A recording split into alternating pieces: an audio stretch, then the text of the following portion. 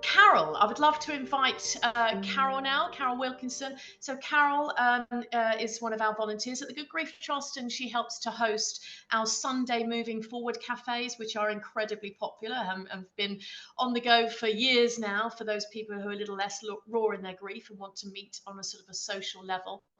So Carol's going to hopefully help out for National Grief Awareness Week as well. Welcome, Carol. Yeah, hello everybody. It's good to see so many people here. As Linda said, I co-host the Sunday Moving Forward Cafe, but I came to the Good Grief Trust during lockdown.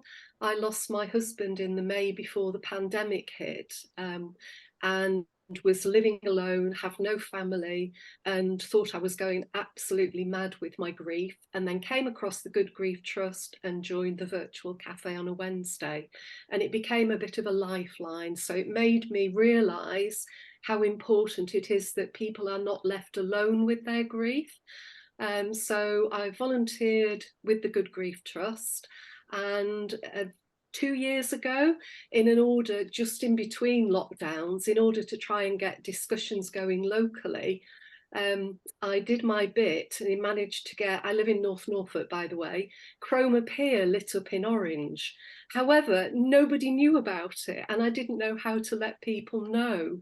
And I would say that it took a long time, and eventually I managed to get through. So anyone who's looking to get a building lit up, don't give up at the first, second, third or fourth hurdle. Just try different ways. And I'm determined to do the same again this year. And then last year, I set up just a very small cafe. I approached my local library, and we had a pilot cafe in the library for people to drop into. And we had probably had about 12 people arrived, and they became regulars. It became a monthly event. And some people were very new to their grief, some were some way into it. But what everybody said was how important it was to come together with others, to be able to talk openly and without judgment, and to find ways of working through the grief. So we've had some tears, we've had some fun. And building on from that experience this year, I'm collaborating with a couple of people, including a local poet and playwright. And I'm going to be reaching out to support services within the North Norfolk area to set up a cafe during National Grief Awareness Week. And within that, as well as promoting local services, I'm hoping that we'll be able to talk to people about how you can use nature or creativity.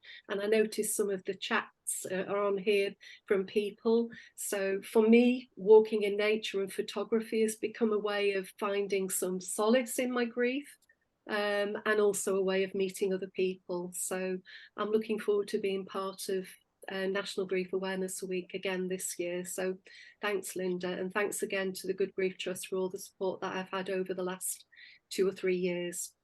Oh, well, thank you, Carol, for everything that you do for your bereaved community as well, because as we know, the power from lived experience is so significant to help other people, and we know that the bereaved really feel less alone if we just connect with each other. It's not rocket science, it's just human connection, really, and that's all we want to be able to do, is just help each other really through it, in the early stages, in those months and years ahead as well. So thank you so much for everything you're doing, Carol. Again, very excited to see the Norfolk contingency up there and see what happens up there.